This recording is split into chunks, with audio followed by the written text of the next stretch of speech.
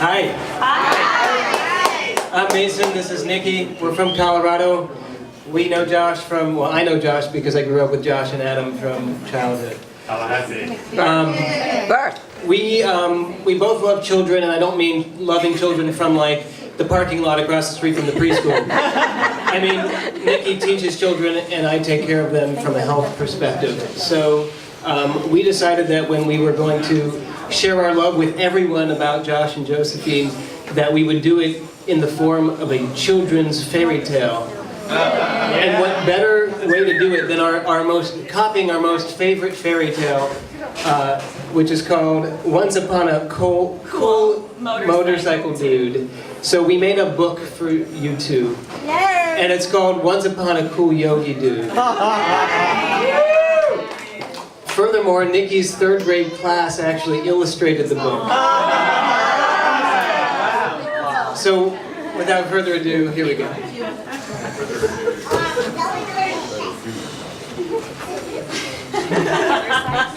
Yeah, we can do it. Sorry. We practiced this way, so. It actually feels better to be on. No. Okay. For our wedding project, we were supposed to tell you our favorite Josh and Josephine story, but we couldn't agree on which one was best, so we made one up. I'll begin the story. My beginning is better, but go ahead. Once upon a time, in a castle on a hill in the town of San Rafael, there lived a beautiful princess named Princess Hugs-a-Lot. Every day, Princess Hugs-a-Lot would descend from her castle to give hugs to the people of San Rafael. She would hug the pie seller, the clockmaker, the butcher, the baker. Please don't say the candlestick maker. I won't. Every time Princess Hugs-a-Lot gave someone a hug, a ray of sunshine would glide down from the sky. She collected these sunbeams in a special glass vase. That she would use to smash down the side of Forbidden Mountain, where the solar flares would power her secret sunbeam destroyer. Get a grip! This is my story. So one night, a terrible giant appeared. He stole Princess Hugs-a-Lot's sunbeam vase. To take it back to his secret lair, where he was going to use it to power his secret sunbeam destroyer. Since when did this become your story? Just now. The giant, whose feelings had been hurt ever since the day he was working as the candlestick maker's apprentice, and the princess didn't come to give him a hug, spent years in his underground lair, building a machine that would destroy the sun. With the sun destroyed, there would be no reason for Princess Hugs-a-Lot to hug, effectively eliminating the very last person capable of loving from the world.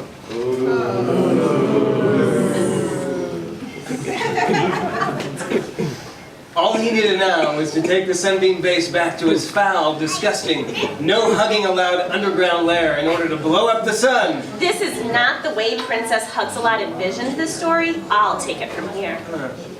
In a whispering willow field, under a shade tree, stood a most devastatingly handsome man named Yogi Josh. He wasn't really standing. He was doing what was considered the world's most daring yoga position, the reverse Cupid. Are you sure that's an arrow?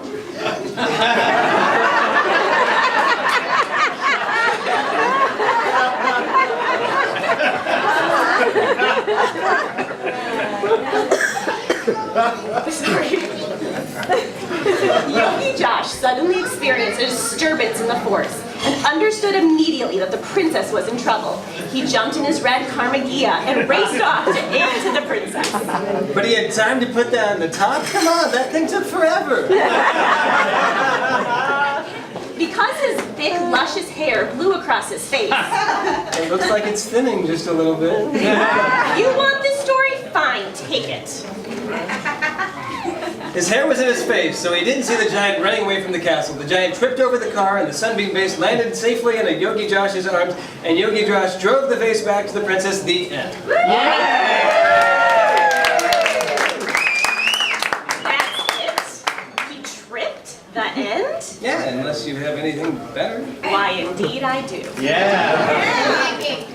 Yogi Josh and Princess Hugs-a-Lot devised a plan. They would host a bake sale and fill it with all of the giant's favorite foods. Rice-A-Roni, sourdough bread, Ghirardelli chocolate. I'm pretty sure that's not the giants that they were baking for. The day of the bake sale came, and while the giant never showed up, Princess Hugs-A-Lot and Yogi Josh discovered that they really both enjoyed cooking and eating, and they hugged. Yuck. The next day, they decided to hold a free concert at the castle's amphitheater. They formed a band called Your Mama's Mama's Mama's Band. Through the concert, Yogi Josh and Princess Hugs-A-Lot held hands. The entire countryside showed up, but no giant. Because he was finalizing his plans to destroy the sun. Through his telescope, he looked at the band on stage and gave an evil laugh. That night, back at the castle, Princess Hugs-A-Lot and Yogi Josh were sipping chamomile tea and discussing how they could win back the princess's sunbeam vase. Yogi Josh turned on iTunes and began playing Indie-RE. Before long, they were both dancing fantastically. They danced the robot, and the worm, and even the moonwalk. You have no idea where to take this story, do you? How can you tell? Allow me. Before long, they had danced up a storm. A literal storm, complete with thunder, volcanoes, and tornadoes. The giant was so scared of the oncoming molten lava that he fled the underground lair, right into a tornado which swept him up and smashed the sunbeam destroyer and flung him straight to the castle. Yay!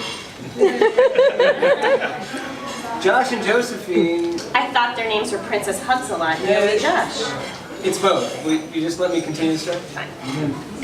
So Josh and Josephine went to the giant and gave him the biggest hug the world had ever seen. This sent rays of sunshine beaming upon the giant, which immediately broke his bonds of evil. And the giant spent the rest of his days spreading their message of love, light, and hugs to all the world.